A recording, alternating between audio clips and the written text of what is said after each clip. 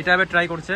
তো এটা হলো দাদার ফেমাস অপরাজিতার চা, ঠিক আছে? অপরাজিতা ফুল। প্রত্যেকটা চা 3 টাকা থেকে শুরু, প্রত্যেকটা ফেমাস, ঠিক আছে? মানে কোনোটাই যে বড় খেতে হবে একদম পুরো কোনো কথা নেই। আমি তো বলি কোনো বড় খেতে হবে না আমার কাছে। জীবনে ভাই প্রথমবার এরকম চা আমি পান করছি, আজ পর্যন্ত আমি নাম শুনিনি, তো দেখা যাক টেস্ট করে। টেস্টটা একটু হালকা একটু টক টক, একটু লেবু লেবু ফ্লেভারটা, নাকি একটু লেবুর ফ্লেভারটা পাচ্ছি। আর অপরাজিতা ফুলের যে একটা মানে সেন্ট হয়, সেই সেন্টটা কিন্তু ফ্লেভারটা বেশি আসছে। ফ্লেভারটা পাচ্ছি